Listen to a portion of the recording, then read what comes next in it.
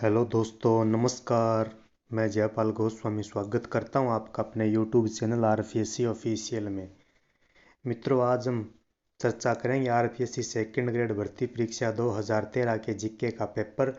इसके पूर्व में हम आरपीएससी सेकंड ग्रेड भर्ती परीक्षा 2016 के दोनों जीके के पेपर हल कर चुके हैं और सेकंड ग्रेड 2018 के दोनों जीके के पेपर हल कर चुके हैं। अगर आपने उन वीडियो को नहीं देखा है तो डिस्क्रिप्शन बॉक्स में उनका नीचे लिंक दिया हुआ है, आप उन लिंक पर जाकर उन वीडियो को देख सकते हैं।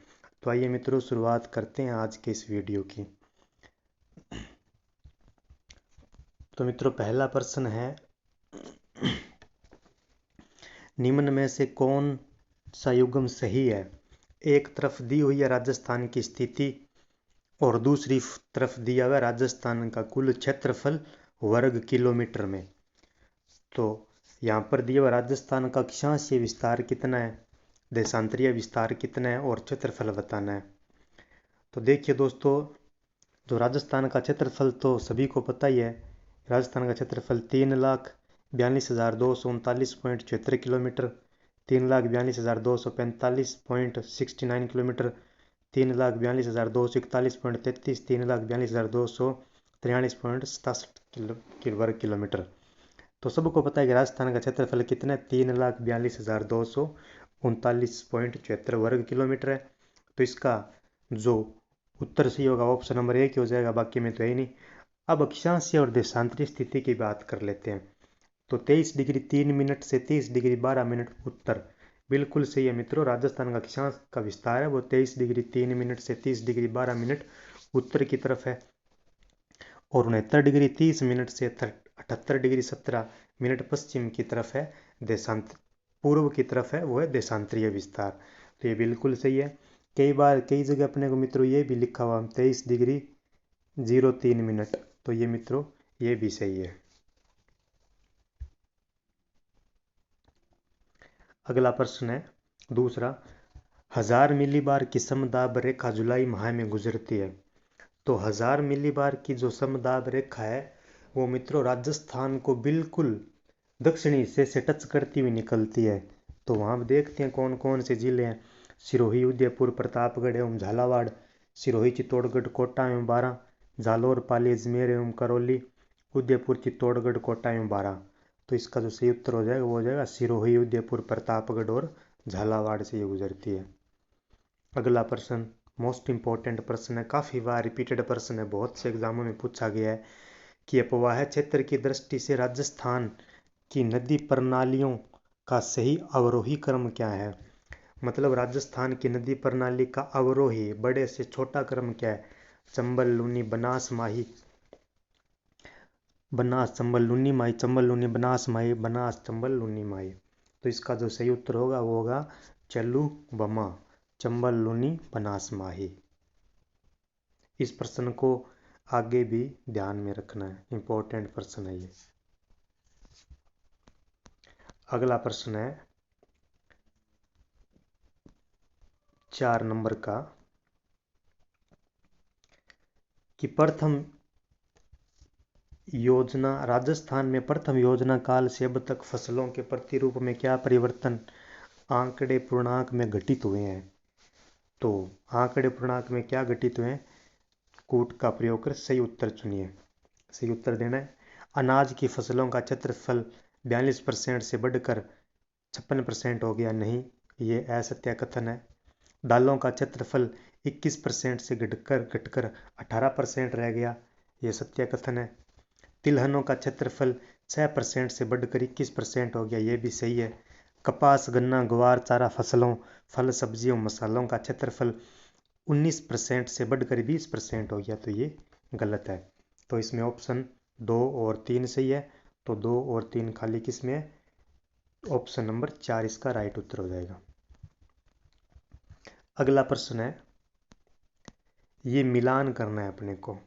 एक तरफ राजस्थान के क्षेत्र दिए गए हैं और एक तरफ गायों की नस्लें दी गई है, और इनसे संबंधित अपने को मिलाना है कि कौन सा सही है। तो इसमें देखिए मित्रों, उत्तरी पश्चिमी राजस्थान, तो उत्तरी पश्चिमी राजस्थान में कौन सी पाई जाती है, राठी, कांकरेज, थारपारकर, गिर। तो उत्तरी पश्चिम राजस्थान मतलब जो उत्तर और पश्चिम का जो राजस्थान है वहाँ पर राठी, ये बिल्कुल सही है। तो एक का ए ये सही है। दक्षिणी पश्चिमी राजस्थान, तो दक्षिणी पश्चिमी राजस्थान में ये जो कांकरेज है, सांचौर जालौर इधर, तो ये कांकरेज बिल्कुल सही है यहाँ का। और पश्चिमी राजस्थान में थारपारकर, सिंध प्रदेश बाड़मेर गुड्डा मलानी ये थारपारकर, जैसलमेर इधर थारपारकर नस्ल। और दक्षिणी पूर्वी मध्यवर्ती राजस्थान गिर, गिर मतलब रंडा या अजमेरी जिसे बोलते हैं, अजमेर का क्षेत्र है, इधर ये पाई जाती है। तो एक बी सी डी, तो इसका सही उत्तर हो जाएगा ऑप्शन नंबर ए। कांकरेज है वो कच्छ केरन गुजरात में पाई जाती है। अगला प्रश्न है मित्रों कि औद्योगिक संभावनाओं के आधार पर राजस्थान के निम्नलिखित में से कौन से जिले ए श्रेणी के अंतर्गत आते हैं। तो ए श्रेणी में कौन से आते हैं? बांसवाड़ा, नागौर, टोंक, सीकर, उदयपुर, अलवर, कोटा, भीलवाड़ा, जयपुर, भरतपुर, टोंक, जोधपुर, नागौर, कोटा, बांसवाड़ा, सीकर। तो जो उद्योग ए श्रेणी में आते हैं वो है दोस्तों उदयपुर, अलवर, कोटा और भीलवाड़ा। अगला प्रश्न देखिए 7 नंबर का प्रश्न है। राजस्थान में निर्धनता उन्मूलन की आरंभ की गई नवीनतम योजना क्या है? कि निर्धनता गरीबी को खत्म करने की जो योजना शुरू की गई थी वो क्या है?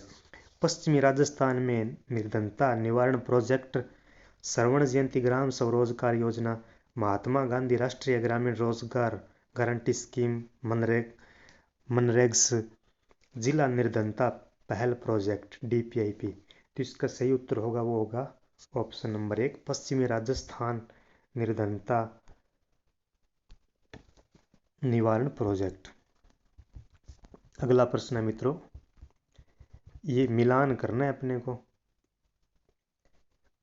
कि विकास क्षेत्र दिए गए हैं और 12वीं पंचवर्षीय योजना में कुल बजट आवंटित का प्रतिशत, कि 12वीं पंचवर्षीय योजना में कुल कितना बजट किस किस को मिला वो बताना है।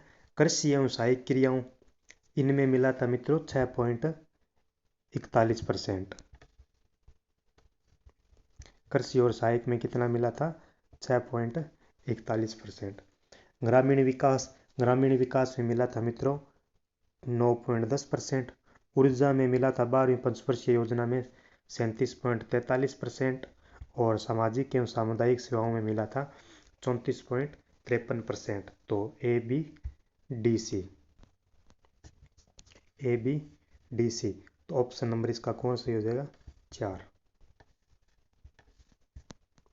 अगला प्रश्न देखिए, राजस्थान में सीमेंट उत्पादन में प्रमुख जिले कौन से हैं? तो सीमेंट उत्पादक प्रमुख जिले कौन से हैं? बूंदी, चित्तौड़गढ़, कोटा, सिरोही, उदयपुर, चित्तौड़गढ़, उदयपुर, प्रतापगढ़, बांसवाड़ा, सिरोही, कोटा, डूंगरपुर, बांसवाड़ा, कोटा, बूंदी, टोंक एवं भीलवाड़ा। तो सीमेंट है वो बूंदी, चित्तौड़गढ़, कोटा, सिरोही एवं उदयपुर में निकाली जाती है। निम्बाहेड़ा, चित्तौड़गढ़, खातौली, बूंदी। जैसलमेर में पालीवाल ब्राह्मणों द्वारा विकसित मौलिक पारंपरिक वर्षा जल संचयन पद्धति का नाम है। मित्रों जैसलमेर में जो पालीवाल ब्राह्मण है उन्होंने एक पारंपरिक वर्षा जल मतलब बारिश के पानी को इकट्ठा करने की एक विधि बनाई थी। तो उसको क्या कहते हैं? बावड़ी, खड़ीन, कुंड या उकेरी, उसको बोलते हैं मित्रों खड़ीन। ये जैसलमेर की प्रसिद्ध है। पालीवाल ब्राह्मणों का खड़ीन बनाने में महत्वपूर्ण योगदान था। 11 नंबर का प्रश्न है, निम्नांकित में से कौन सा कथन सही है? तो अपने को सही बताना है। गणेश्वर एक उत्खनन स्थल नहीं है। तो उत्खनन स्थल तो है मित्रों, ये गलत है। बैराट एक ग्राम्य संस्कृति केंद्र था, नहीं मित्रों। कालीबंगा लोहा युग संस्कृति का एक उदाहरण है, नहीं कालीबंगा लोहा युग नहीं है। आहड़वासियों का महत्वपूर्ण व्यवसाय ऐसा तांबे का गलाना तथा ताम्र वस्तुएं बनाना था, बिल्कुल सही मित्रों। आहड़ से तांबे गलाने की भट्टियां भी मिली है, बालाथल से लोहे गलाने की भट्टियां मिली है, आहड़ से तांबा गलाने की भट्टियां मिली है। तो इसका सही उत्तर हो जाएगा ऑप्शन नंबर 4। 5 आगे है ये 12 नंबर का प्रश्न, निम्नलिखित में से किस इतिहासवेत्ता ने कालीबंगा को सिंधु घाटी साम्राज्य की तृतीय राजधानी कहा? मतलब कालीबंगा को सिंधु सभ्यता की तीसरी राजधानी किसने कहा? GH ओझा, श्यामल दास, दशरथ शर्मा, दयाराम सावनी। तो ये जो डॉक्टर दशरथ शर्मा है, इन्होंने कालीबंगा को तीसरी राजधानी कहा था। अगला प्रश्न है मित्रों, राजस्थान में प्रतिहार वंश के संस्थापक हरिश्चंद्र की राजधानी थी। तो प्रतिहार वंश के संस्थापक हरिश्चंद्र की राजधानी कौन सी थी? मेड़ता, जालोर, भीनमाल, मंडोर। तो मंडोर, मंडोर तो हरिश्चंद्र। मेड़ता को राजधानी किसने बनाया था? नागभट्ट प्रथम ने। पृथ्वीराज चौहान तृतीय का समकालीन चंदेल शासक था।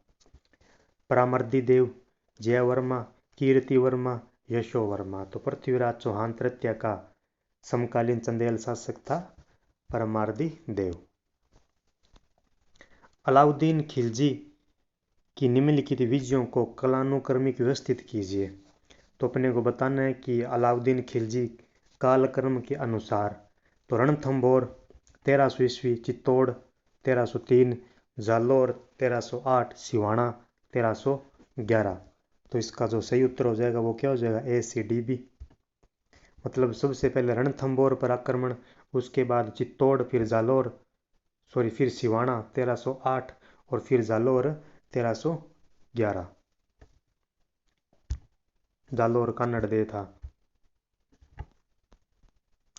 1572-73 में अकबर ने जोधपुर दुर्ग किसको सुपुर्द किया? मित्रों 72-73 में अकबर ने जोधपुर का किला जीत लिया था और किसको सुपुर्द किया था? वो था बीकानेर का महाराजा मान सिंह मित्रों, बीकानेर का राय सिंह। तो मोटा राजा उदय सिंह नहीं, आमेर के मान सिंह नहीं, बीकानेर के राय सिंह इसका सही उत्तर हो जाएगा। राजा राज सिंह मेवाड़ समकालीन था। तो राजा राज सिंह किसका समकालीन था? अकबर का, जहांगीर, औरंगजेब, शाहजहां। तो राणा राज सिंह, ये मतलब राजा राज सिंह नहीं, राणा राज सिंह पूछा है यहाँ पर। तो ये राणा राज सिंह है, वो अकबर का समकालीन था। कतिपय राजपूत शासकों की सूची नीचे दी जा रही है, इनमें से 2 का चयन करो जिन्होंने मुगलों का सहयोग किया। तो मुगलों का सहयोग किस किस ने किया था? तो मुगलों का महाराणा सांगा ने तो मुगलों का सहयोग नहीं किया, रावचंद्र सेन ने भी नहीं किया था।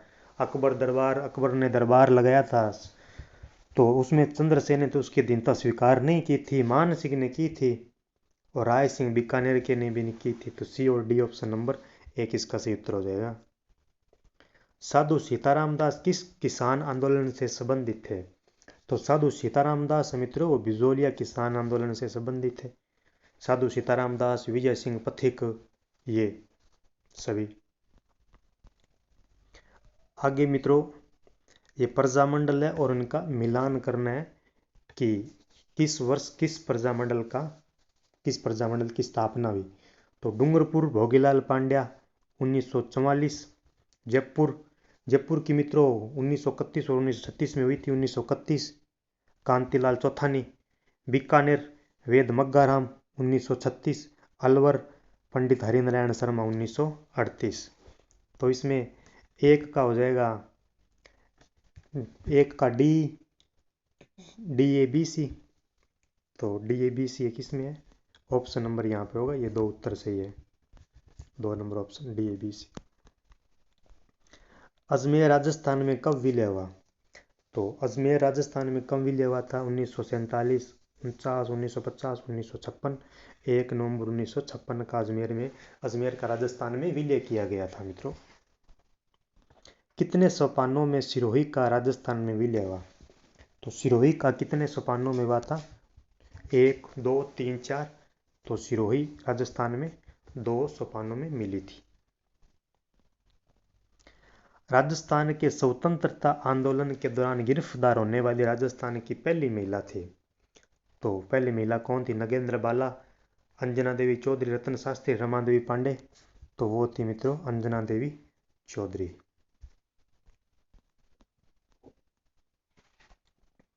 निम्न में से कौन सा कथन नारायणी देवी वर्मा के संदर्भ में गलत है? तो नारायणी देवी वर्मा के संबंध में कौन सा कथन गलत है वो बताना था। वह 1970 से 1976 तक राज्यसभा की सदस्य रही, ये सही है। उसने 1944 में भीलवाड़ा में महिला आश्रम की स्थापना की, हुंटी में, बिल्कुल सही है। वह 1957 से 1962 तक लोकसभा की सदस्य रही, गलत है। उन्हें 1942 के आंदोलन में भाग लेने के लिए जेल जाना पड़ा था, ये सही है। और ये प्रश्न मित्रों बहुत इंपॉर्टेंट प्रश्न है, भविष्य में इस प्रश्न को ध्यान में रखना है। तो इसका जो गलत है वो ऑप्शन नंबर 3 है। 25 नंबर का प्रश्न है, अजमेर में ख्वाजा मोइनुद्दीन किस सूफी सिलसिला से संबंधित थे? तो ख्वाजा मोइनुद्दीन, सबको पता है ख्वाजा मोइनुद्दीन चिश्ती, सुहारवादी, कादिरी, नक्शबंदी नहीं मित्रों, चिश्ती संप्रदाय। किस दुर्ग का प्रवेश द्वार नौलखा दरवाजा के नाम से जाना जाता है? तो नौलखा दरवाजा रणथंभौर, प्राचीन नाम है जिसका रणथंभौर, चित्तौड़, सिवाना, जालोर नहीं, रणथंभौर, नौलखा दरवाजा। गोगा जी का मेला किस माह में बढ़ता है? गोगा जी का मेला बढ़ता है मित्रों भाद्रपद माह में, माघ, फाल्गुन, श्रावण में नहीं, भाद्रपद, गोगाष्टमी। मेमद आभूषण पहना जाता है? तो मेमद रखड़ी, मेमद तिलड़ी, ये सभी के सभी आभूषण किसके हैं?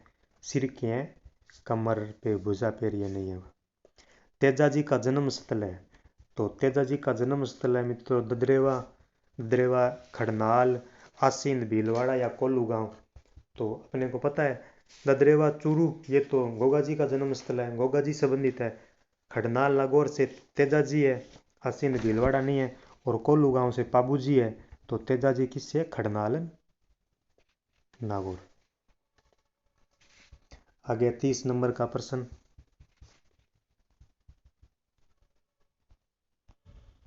सूची 1 का सूची 2 से मिलान करना है अपने को और बताना है। करणीदान, दौलत विजय, पद्मनाथ, जगजीवन भट्ट।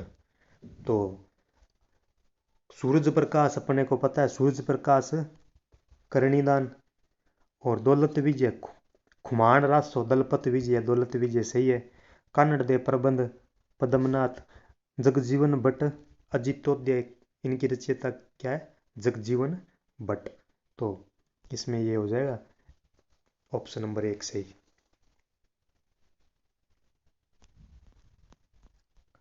किशनगढ़ शैली का प्रसिद्ध चित्रकार था? नागरीदास, रामलाल, अलीराज, हसन। तो किशनगढ़ शैली का प्रमुख चित्रकार कौन था? नागरीदास। ये सुरजन अली, रामलाल, हसन अली, ये बूंदी से संबंधित है, किशनगढ़ शैली से नहीं है।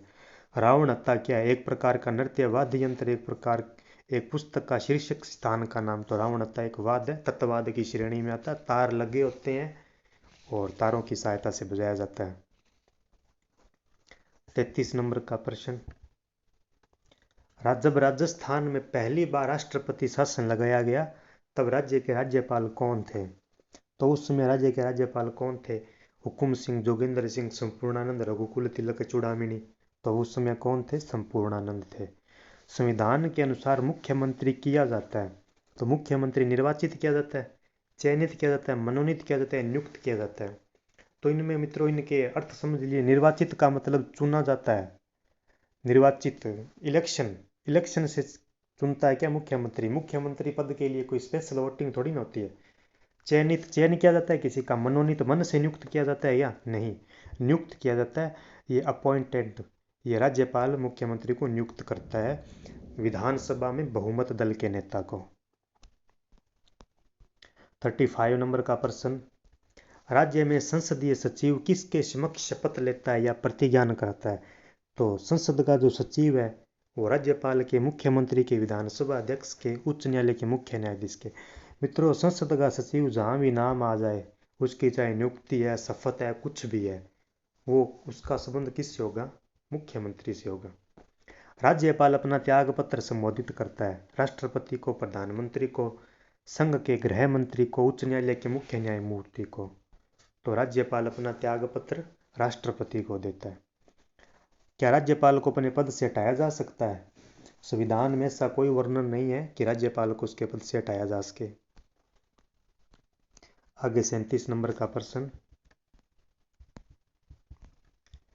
किसी राज्य के प्रशासनिक पद सोपान के शीर्ष पर होता है, प्रशासनिक पद पर होता है शीर्ष सोपान पर, मंत्रिमंडल सचिव, प्रमुख शासन सचिव, मुख्यमंत्री का प्रमुख सचिव या मुख्य सचिव।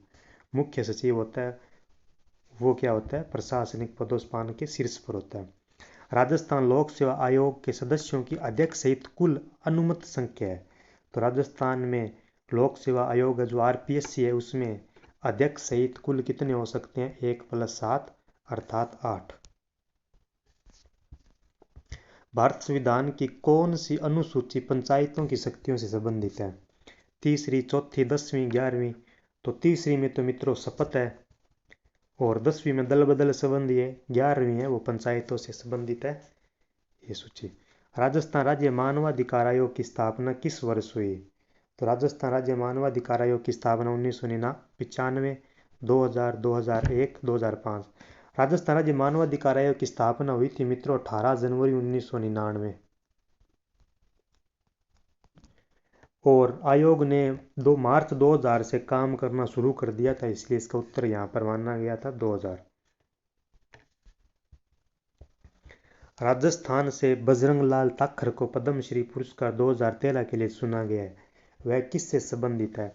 मित्रों भविष्य में भी ध्यान में रखना है कि बजरंग लाल ताखर है उनका संबंध किससे है, निशानेबाजी, तैराकी, तीरंदाजी, नौकायन, किससे है, नौकायन से।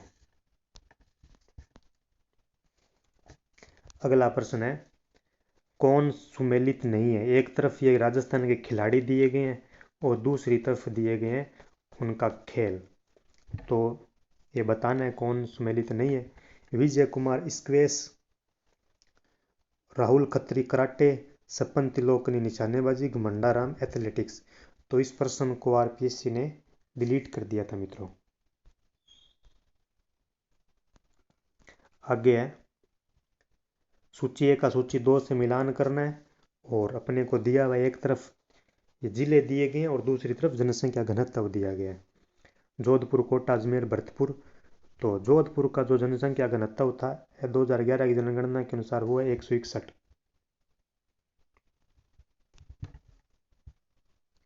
जोधपुर का 161 है,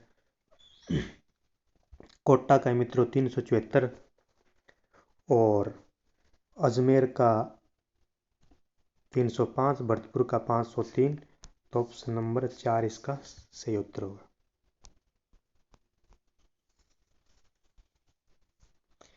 निम्नलिखित लेखकों में से कौन ए हिस्ट्री ऑफ राजस्थान के लेखक है, तो हिस्ट्री ऑफ राजस्थान ये किसकी की पुस्तक है, इसके लेखक कौन है, सीमा हुजा, सतीश चंद्रा, सुमित सरकार, आर.सी. मजूमदार। तो हिस्ट्री ऑफ राजस्थान के लेखक है रीमा हुजा। निम्नलिखित योजनाओं पर विचार कीजिए और इनका काल अनुक्रम बताना है सही। जननी शिशु सुरक्षा योजना, स्वावलंबन योजना, राष्ट्रीय महिला कोष, स्वयं सिद्ध योजना। तो इसका जो ये प्रश्न है वो आरपीएससी ने डिलीट किया था। अगला प्रश्न है, राजस्थान में राजीव गांधी पर्यावरण संरक्षण पुरस्कार प्रदान किए जाते हैं।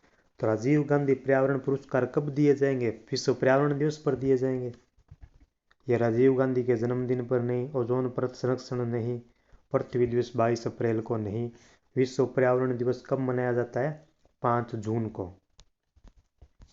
अगला 47 नंबर का प्रश्न, हाल ही में यूनेस्को ने राजस्थान के 6 पहाड़ी किलों को विश्व धरोहर सूची में शामिल किया, ये है, तो वो है चिक्कू, गाजर, आम, तो चित्तौड़गढ़, कुंभलगढ़, ठीक है। और ये देखो चिक्कू, गाजर, गाजर से गागरोन, जैसलमेर, और आम तो आमेर। गाजर से हो जाएगा मित्रों गागरोन, जैसलमेर, रणथंभौर, आमेर, तो ये सही है। तो इसमें देख लो ये बीकानेर वाला नहीं है, ये जोधपुर नहीं है, जोधपुर नहीं है, तो ऑप्शन नंबर 1 इसका सही उत्तर हो जाएगा। 48 नंबर का प्रश्न, रघुराम राजन की रिपोर्ट के अनुसार राजस्थान राज्य को माना गया है सबसे कम विकसित राज्य, तुलनात्मक रूप से विकसित राज्य है। तो रघुराम राजन की जो रिपोर्ट आई उसमें राजस्थान को मित्रों क्या माना गया है? राजस्थान को माना गया इसके अंतर्गत सबसे कम विकसित। Option number 1। राजस्थान रत्न राजस्थान का सर्वोच्च नागरिक पुरस्कार है। राजस्थान सरकार द्वारा इस पुरस्कार को शुरू किया गया। तो इस पुरस्कार को कब शुरू किया गया? 2008, 2010, 2012, 2013। तो राजस्थान रत्न राजस्थान का सर्वोच्च पुरस्कार इसको 2012 से शुरू किया गया था, बाद में इसको बंद कर दिया गया था। 50 नंबर का प्रश्न है, राजस्थान में अमृता सोसाइटी का मुख्य उद्देश्य क्या है? तो राजस्थान के ग्रामीण क्षेत्रों में स्वास्थ्य सुविधाएं को प्रदान करना, महिला स्वयं सहायता समूहों के उत्पादों को विपणन के अवसर प्रदान उपलब्ध करवाना, ग्रामीण राजस्थान में सुरक्षित पीने का पानी उपलब्ध करवाना, डेयरी उत्पादों के लिए विपणन के अवसर उपलब्ध करवाना। तो अमृता सोसाइटी उसका उद्देश्य था मित्रों महिला स्वयं सहायता समूह के उत्पादों को विपणन के अवसर उपलब्ध करवाना। अगला 51 नंबर का प्रश्न है, स्थानीय स्तर पर आकस्मिक एवं चरम पर्यावरणीय बदलाव के कारण का उदाहरण है? हेरिहेन प्रजनन, मानसून, वनस्पति चरम, उत्तर हिमानी शीतलन। तो स्थानीय स्तर पर जो आकस्मिक एवं चरम पर्यावरणीय बदलाव होते हैं वो किसके कारण होते हैं? हेरिकेन के कारण होते हैं। सहारा मरुस्थल से होकर भूमध्य सागरीय क्षेत्र को प्रवाहित होने वाली गर्म धूल भरी पवन को कहते हैं। उसको क्या कहते हैं मित्रों? जो सहारा मरुस्थल में गर्म धूल भरी जो आंधियां चलती है भूमध्य सागर के सारे, उसको कहते हैं सिरोक्को। ये फोन मिस्टल चिनूक नहीं है। विश्व पवन प्रणाली से संबंधित सेकंड ग्रेड में एक प्रश्न पूछा जाता है। अगला प्रश्न है, सन 2013 में विश्व पर्यावरण दिवस पर क्या नारा दिया गया था? मतलब जो 2013 में विश्व पर्यावरण दिवस 5 जून 2013 को मनाया गया था, उसकी थीम क्या थी? तो क्या थीम थी उसकी? उसकी थीम थी विचारिए, खाइए और बचाइए, जल बचाइए, जैव विविधता बचाइए, पृथ्वी बचाइए। तो इसकी क्या थी? विचारिए, खाइए और बचाइए। आगे मित्रों, चुंबी घाटी किन देशों के प्रतिच्छेदित स्थल का नाम है? तो ये बहुत इंपॉर्टेंट है। चुंबी घाटी, चुंबी घाटी कहाँ है? भारत, भूटान एवं तिब्बत, भारत, बांग्लादेश, तिब्बत, तिब्बत, भूटान एवं नेपाल, नेपाल, भूटान एवं भारत। तो जो चुंबी घाटी या नुब्रा घाटी बोलते हैं उसको, वो कहाँ है? भारत, भूटान एवं तिब्बत के बीच है मित्रों। चीन एवं जापान के मध्य सामरिक तनाव किस द्वीप से संबंधित है? चीन और जापान के अंदर एक द्वीप को लेकर आपस में तनाव है मित्रों, होक्काइडो, सेनकाकू, क्यूशू, शिकोकू। तो उस द्वीप का नाम क्या है मित्रों? सेनकाकू द्वीप है। वो चीन और जापान के बीच में विवादित है। काफ़ी बढ़िया प्रश्न है मित्रों, भविष्य में भी इस प्रश्न को पूछे जाने के आसार है। आगे है, निम्न में से कौन सा एक तत्व महासागरीय धाराओं को रूपांतरित नहीं करता है? तो महासागरीय धाराओं को रूपांतरित कौन सा तत्व नहीं करता है, ये अपने को बताना है। तो इसका जो सही उत्तर हो जाएगा वो क्या हो जाएगा? महासागर तली की स्थलाकृति, पवनों में मौसमी बदलाव, तटीय रेखा की दिशा एवं आकृति, महासागर में ज्वारीय लहरें। तो रूपांतरित नहीं करता है वो होगा मित्रों महासागर में ज्वारीय लहरें। सिलीगुड़ी गलियारे से होकर कौन सा राष्ट्रीय राजमार्ग गुजरता है? तो सिलीगुड़ी से कौन सा राष्ट्रीय राजमार्ग गुजरता है? NH31, NH02, NH33, NH37। तो सिलीगुड़ी से मित्रों गुजरता है NH31। मेघालय भारत के उत्तर पूर्व में स्थित राज्य का नाम सुझाया गया था। तो मित्रों मेघालय है, उसका नाम भारत के उत्तर पूर्व में स्थित एक राज्य मेघालय राज्य है, उसका नाम सुझाया गया था। ये मेघालय राज्य के नाम को लेकर काफ़ी विवाद में रहा था, चर्चा में भी रहा था। SP चटर्जी द्वारा, DN वाडिया द्वारा, OHP स्पेट द्वारा, RL सिंह द्वारा। तो जो इसका जो सही उत्तर होगा वो होगा HP चटर्जी द्वारा। अगला प्रश्न है, कोसी एवं काली सिंध नदियां जिस प्रवाह तंत्र से जुड़ी है वह है? तो कोसी और काली सिंध नदियां किसकी सहायक नदियां हैं? सिंध नदी, आंतरिक प्रवाह, ब्रह्मपुत्र, गंगा नदी। तो ये गंगा की सहायक है मित्रों, कोसी एवं काली सिंध। वह साधन जिससे पृथ्वी पर सही स्थिति प्राप्त की जाती है? GPS द्वारा और GIS द्वारा, PSLV द्वारा, GSLV द्वारा। तो पृथ्वी की सही स्थिति मित्रों किससे प्राप्त की जाती है? जीपीएस द्वारा। तो इसका सही उत्तर हो जाएगा ऑप्शन नंबर 1 है वो इसका राइट उत्तर होगा। आगे है 61 नंबर का प्रश्न।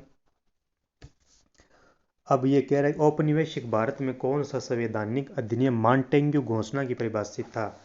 तो ये मॉन्टेग्यू चेम्सफोर्ड सुधार अधिनियम किसको कहा जाता है? भारत परिषद अधिनियम 1892, भारत परिषद अधिनियम 1909 का मित्रों मार्ले मिंटो सुधार अधिनियम था। भारत शासन अधिनियम 1919 है वो था मॉन्टेग्यू चेम्सफोर्ड सुधार अधिनियम। भारत शासन अधिनियम 1935 नहीं। तो इसका सही उत्तर होगा ऑप्शन नंबर 3। आगे 62 नंबर का प्रश्न है। ये एक तरफ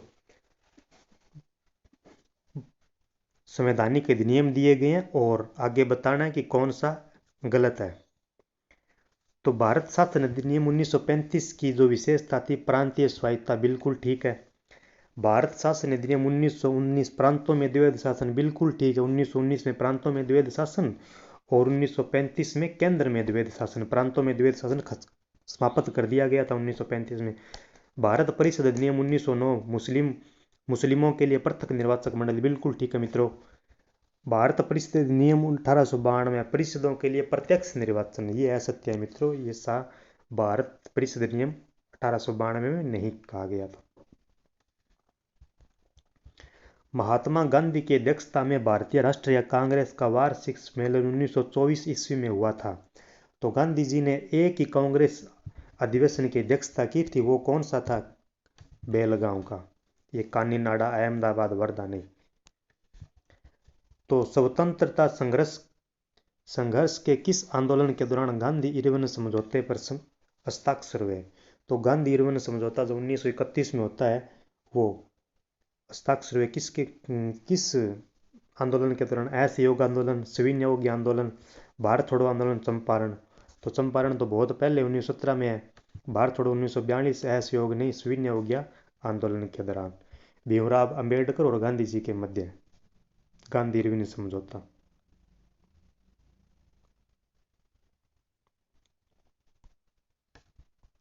अगला प्रश्न है मित्रों, किस विधानसभा में प्रारूप समिति के अध्यक्ष कौन थे? Jawaharlal Nehru, K M Munshi, B N Rao, B R Ambedkar. तो विधानसभा में प्रारूप समिति के अध्यक्ष कौन थे? तो प्रारूप समिति के अध्यक्ष डॉक्टर भीमराव अंबेडकर को माना जाता था।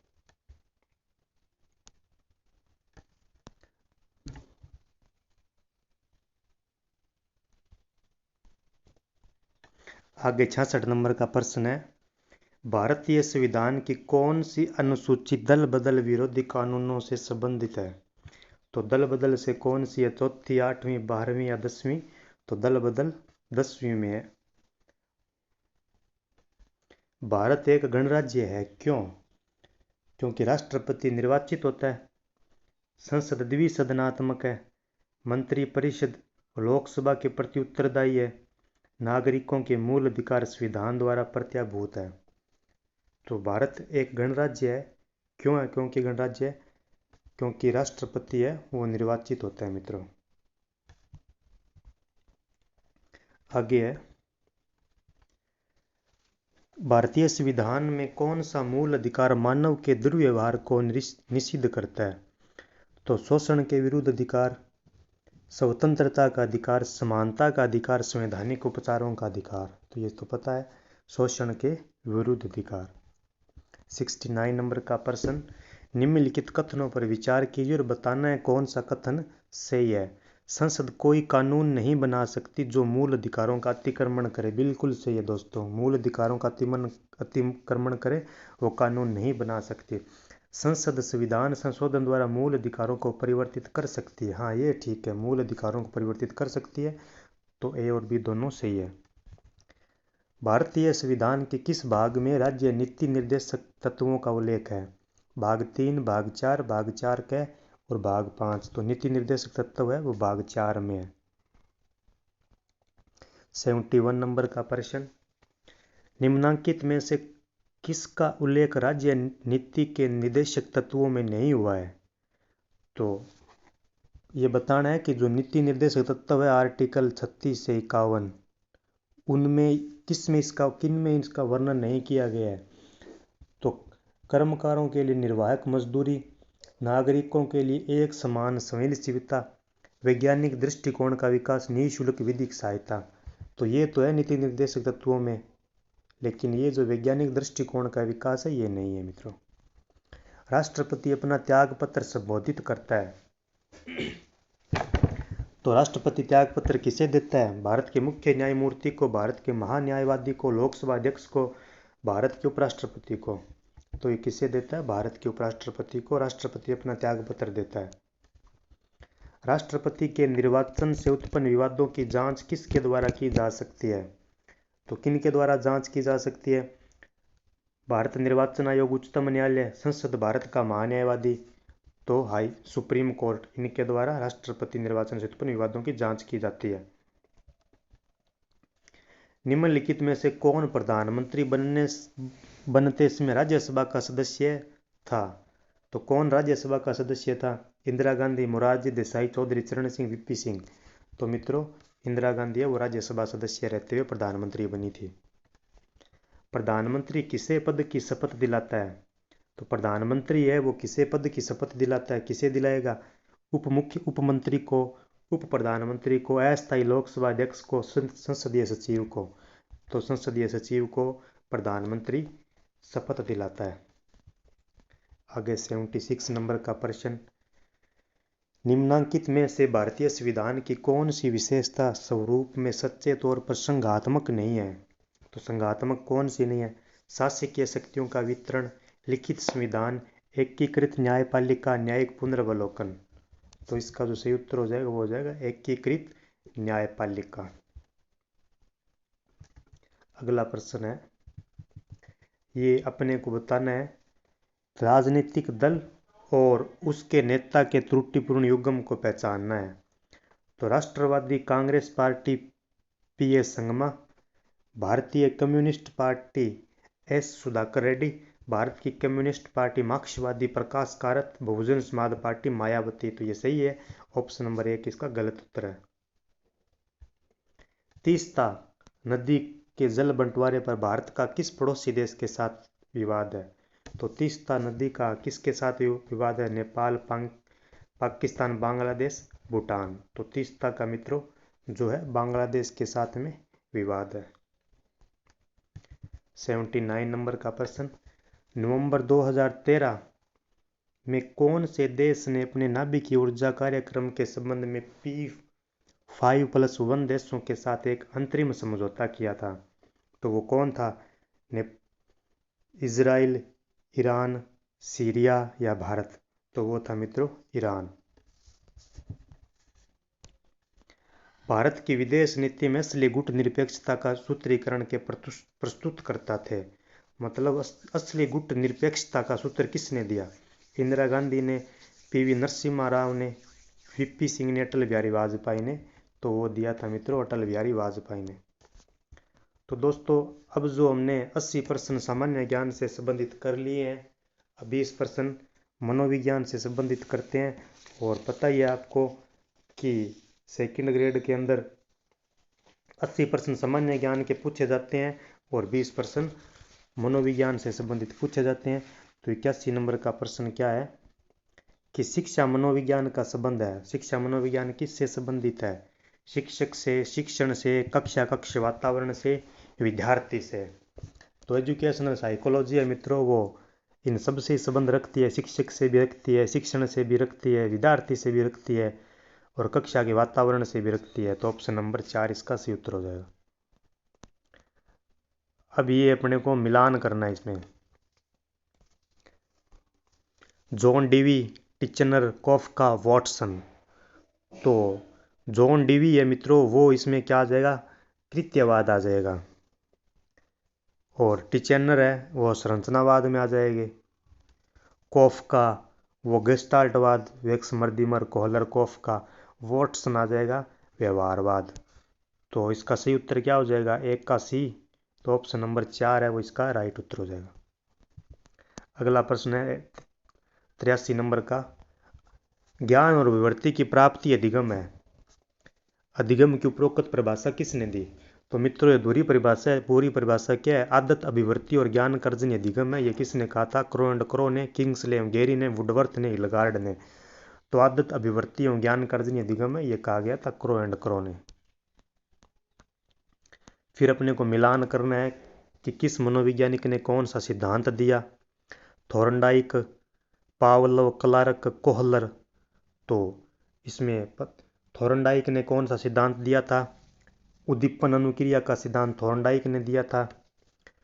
पावलोव ने पुनर्बलन का सिद्धांत क्लार्क एल हल ने, तो क्लार्क एल हल ने दिया था। सॉरी मित्रों, जो पावलोव है वो अनुकूलित अनुक्रिया में आ जाएगा। पावलोव है वो अनुकूलित अनुक्रिया में, क्लार्क एल हल सी एल हल का पुनर्बलन का सिद्धांत, कोहलर का अंतर्दृष्टि का सिद्धांत। तो इसमें जो डी ए बी सी हो जाएगा, देख लो डी ए बी सी, तो D A B C option number 3 इसका राइट उत्तर हो जाएगा। अगला प्रश्न है अधिगम प्रक्रिया में सही कड़ी का चयन कीजिए। तो सही कड़ी बतानी है कौन सी होती है? तो लक्ष्य, समायोजन, प्रेरक, परिवर्तन, परिवर्तन, लक्ष्य, प्रेरक, समायोजन, प्रेरक, लक्ष्य, समायोजन, परिवर्तन, समायोजन, प्रेरक, लक्ष्य, परिवर्तन। तो अधिगम प्रक्रिया में सबसे पहले क्या होता है? व्यक्ति मोटिव होता है मित्रों, मोटिव अभिप्रेरित होता है। उसके बाद गोल, वो अपना लक्ष्य पता करता है कि मुझे ये लक्ष्य हासिल कर रहा है। फिर वो समायोजन करता है और लास्ट में परिवर्तन आता है, चेंजिंग होता है। तो ऑप्शन नंबर 3 है वो इसका सही उत्तर हो जाएगा। निम्न में से कौन सा अधिगम का निर्मितवाद उपागम है? तो निर्मितवाद उपागम कौन सा है? छात्र जो नवीन सूचना को बार बार दोहराकर याद करता है, छात्र जो नवीन सूचना को विस्तार से विश्लेषण करता है, व्याख्या करता है, पूर्व ज्ञान से नवीन ज्ञान को जोड़ता है। तो निर्मितवाद से बिल्कुल सही मित्रों, पूर्व ज्ञान से नवीन ज्ञान को जोड़ा जाता है। ये ऑप्शन नंबर 2 ही सही उत्तर है इसका। निम्न में से कौन सा कथन सही नहीं है? तो वृद्धि एवं विकास पर्यायवाची है। तो वृद्धि में मात्रात्मक परिवर्तन निहित है, वृद्धि जीवन पर्यंत नहीं होती, वृद्धि के साथ विकास भी होता है। तो वृद्धि एवं विकास पर्यायवाची नहीं है मित्रों, वृद्धि और विकास एक दूसरे के पूरक है। यहाँ तो ये बोल रहा है समान है, तो यही नहीं है। वृद्धि में मात्रात्मक परिवर्तन होते हैं, बिल्कुल सही है। वृद्धि में मात्रा मतलब मात्रा के रूप में हम वृद्धि को दर्शा सकते हैं, जैसे हमारी ऊंचाई में वृद्धि, भार में वृद्धि। वृद्धि जीवन पर्यंत नहीं होती, बिल्कुल सही है। एक विशेष आयु के बाद वृद्धि रुक जाती है, लेकिन विकास जीवन पर्यंत चलता है। वृद्धि के साथ विकास भी होता है। तो वृद्धि जब तक होती है तब तक विकास भी होता रहेगा इंसान का, बिल्कुल सही है ये। मानव विकास के संबंध में कौन सा कथन गलत है? अब बताना है कि मानव विकास के संबंध में कौन सा कथन गलत है। यह परिपक्वता तक चलता है। नहीं मित्रों, अभी बताया है कि मानव का विकास जीवन पर्यंत चलता है, परिपक्वता तक नहीं चलता है, तो यही इसका गलत है। यह सतत प्रक्रिया मतलब निरंतर चलता रहता है, बिल्कुल सही है। यह परिवर्तनों का प्रगतिशील क्रम है, बिल्कुल। यह जन्म पूर्व अवस्था में भी होता है, बिल्कुल। जन्म पूर्व अवस्था मतलब गर्भावस्था में भी विकास होता है बच्चे का। अब 89 नंबर का प्रश्न, निम्न में से कौन सी विशेषता व्यक्तित्व को सीधे प्रभावित करती है? जो व्यक्तित्व को प्रभावित करती है वो कौन सी है? शारीरिक गठन एवं सामाजिक व्यवहार। बिल्कुल मित्रों, शरीर के आधार पर व्यक्तित्व प्रभावित होता है, सामाजिक व्यवहार पर भी होता है, मानसिक एवं आध्यात्मिक योग्यता के आधार पर भी व्यक्तित्व प्रभावित होता है। संवेगात्मक आयाम और अनुभव, इन सब के द्वारा व्यक्तित्व प्रभावित होता है, पर्सनैलिटी। आगे 90 नंबर प्रश्न है मित्रों, वो आरपीएस ने डिलीट कर दिया था कि निम्न में से कौन सा व्यक्तित्व के बुरे प्रबंधन के लिए जिम्मेदार है। ये आरपीएस ने डिलीट किया था इस प्रश्न को। आगे है मित्रों 91 नंबर का प्रश्न, बुद्धि का त्रिआयामी सिद्धांत। तो त्रिआयामी सिद्धांत, थ्री डायमेंशनल सिद्धांत किसने दिया था? स्पीयरमैन ने, गिलफोर्ड ने, थॉर्नडाइक ने, कोरलिगर ने। तो बुद्धि का तो त्रिआयामी सिद्धांत है वो गिलफोर्ड ने दिया था, और बुद्धि का स्पीयरमैन ने द्विकारक सिद्धांत दिया था, और बुद्धि का त्रिचापीय सिद्धांत रॉबर्ट स्टर्नबर्ग ने दिया था। अगला प्रश्न, बालक सृजनात्मक योग्यता रखता यदि वह जिज्ञासावश प्रश्न पूछता है, अधिक नंबर प्राप्त करता है, आज्ञा कार्य और गृह कार्य पूरा करता है, कक्षा में अनुशासन भंग करता है। तो इन तीनों का संबंध सृजनात्मकता से नहीं है। सृजनशील बालक वो होते हैं जिनको उत्सुकता रहती है, जिज्ञासा रहती है, प्रश्न पूछते हैं वो कि ये कैसे हुआ, किस प्रकार परिवर्तन हो रहा है। ये बुद्धि के संबंध में कौन सा कथन सही नहीं है, तो इंटेलिजेंस के संबंध में बताना है कौन सा कथन सही नहीं है। तो बुद्धि वंशक्रम और पर्यावरण की देन है। बिल्कुल मित्रों, वंशक्रम और पर्यावरण की देन बुद्धि है। बुद्धि की लंबवत वृद्धि जीवन पर्यंत होती है। बुद्धि लिंग भेद नहीं करती। बिल्कुल सही है मित्रों, लिंग का बुद्धि पर कोई प्रभाव नहीं पड़ता है। एक महिला की बुद्धि उतनी काम करती है जितनी एक पुरुष की बुद्धि काम करती है। ऐसे नहीं है कि महिला की बुद्धि अधिक काम करती है, पुरुष की अधिक काम करती है। बुद्धि पर किसी समूह या जाति का जन्म सिद्ध अधिकार नहीं है। बिल्कुल सही है मित्रों, ये बिल्कुल कोई समूह या जाति का जन्म सिद्ध अधिकार नहीं है कि फलानी जात का व्यक्ति बुद्धिमान होगा, दूसरी जात के व्यक्ति बुद्धिमान नहीं होंगे, तो ऐसा बिल्कुल नहीं है। तो इसका जो ये जो सही नहीं है वो ये हो जाएगा ऑप्शन नंबर 2, बुद्धि की लंबवत वृद्धि जीवन पर्यंत होती है, ये नहीं है। निम्न में से कौन अभिप्रेरणा का पक्ष नहीं है? तो अभिप्रेरणा के मित्रों 3 घटक है, नीड, ड्राइव, इंसेंटिव। याद रखना है, आवश्यकता, चालक और प्रोत्साहन। तो दबाव है वो इसका घटक नहीं है। ये बनता है इस प्रकार, नीड, ड्राइव, इंसेंटिव। अब अगला प्रश्न है 95 नंबर का प्रश्न कि शिक्षण अधिगम प्रक्रिया में अभिप्रेरणा आवश्यक है। बिल्कुल सही है मित्रों, शिक्षण अधिगम प्रक्रिया में अभिप्रेरणा, मोटिवेशन तो आवश्यक है अधिगम के दौरान। अभिप्रेरणा अभिप्राय को स्पष्ट करती है और लक्ष्य की ओर आकर्षित करती है। बिल्कुल, एक अभिप्रेरित व्यक्ति अपने लक्ष्य की ओर आकर्षित होता है। बिल्कुल सही है। तो इसमें ए और आर दोनों सही है मित्रों, तो ऑप्शन नंबर 4 इसका सही उत्तर हो जाएगा। 96 नंबर का प्रश्न, निम्न में से कौन सा कार्य बाह्य प्रेरक है? तो बाह्य प्रेरक है वो कौन सा कार्य कारक है मित्रों? कविता पाठ है, गणित के प्रश्न हल करना है, और दौड़ में भाग लेना है, चित्र बनाना है। तो ये कविता पाठ ये नहीं है, गणित के प्रश्न हल करना भी बाह्य प्रेरक नहीं है मित्रों, और चित्र बनाना भी नहीं है। ये ऑप्शन नंबर सी सही है इसका, तो केवल सी। व्यक्तिगत विभिन्नता का ज्ञान अध्यापक को मदद करता है। व्यक्तिगत विभिन्नता का ज्ञान अध्यापक को मदद करता है किसमें? कक्षा में अनुशासन बनाए रखने में, छात्रों के गृह कार्य के मूल्यांकन में, शिक्षण अधिगम क्रियाओं की योजना बनाने में, कक्षा में आवश्यक व्यवस्थाएं बनाने में। तो व्यक्तिगत विभिन्नता का ज्ञान अध्यापक को शिक्षण की अधिगम क्रियाओं की योजना बनाने में सहायता करता है। अगला प्रश्न है, विशेष आवश्यकता वाले बच्चों के वर्ग में आता है। तो विशेष आवश्यकता वाले वर्ग के बच्चों में कौन आते हैं? प्रतिभावान, मानसिक रूप से पिछड़े, शारीरिक रूप से अक्षम, सामाजिक रूप से अक्षम। तो विशेष आवश्यकता वाले बच्चों में मित्रों ये सभी आ जाते हैं, प्रतिभावान, पिछड़े, अक्षम, सामाजिक रूप से अक्षम। तो उत्तर नंबर ऑप्शन 4 इसका सही उत्तर है। निम्नलिखित में से किस अनुदेशन सामग्री की अधिकता होती है? पाठ्य पुस्तक, कार्य पुस्तक, स्व अनुदेशन पुस्तिका, संसाधन इकाई। जो रिसोर्स यूनिट होती है उसकी अधिकता रहती है मित्रों। 100 नंबर का प्रश्न है, छात्रों को मानसिक रूप से स्वस्थ एवं स्वच्छ बने रहने के लिए विद्यालय प्रशासन को कौन सा तरीका अपनाना चाहिए? घर पर अनुकूलन वातावरण देना। तो विद्यालय स्तर पर पूछता है तो घर पर अनुकूलन वातावरण थोड़ी देगा विद्यालय, ये गलत है। बच्चों के मित्रों पर निगरानी रखना नहीं मित्रों। शिक्षण की उपयुक्त विधियां भी नहीं। नियमित स्वास्थ्य परीक्षण, हाँ, विद्यालय बच्चों का नियमित स्वास्थ्य परीक्षण करवाकर उनको मानसिक रूप से स्वस्थ रख सकता है। तो मित्रों ये हमने जो आरपीएससी सेकंड ग्रेड भर्ती परीक्षा 2013 के जीके का पेपर हल किया है, जिसमें कुल 100 प्रश्न पूछे गए थे, 80% सामान्य ज्ञान के और 20% मनोविज्ञान के। तो मित्रों आशा करता हूँ यह वीडियो आपको अच्छा लगेगा। मेरे द्वारा दी गई जानकारी आपके भविष्य में उपयोगी साबित होगी, यही मेरी ईश्वर से कामना है। धन्यवाद। जय हिंद, जय भारत।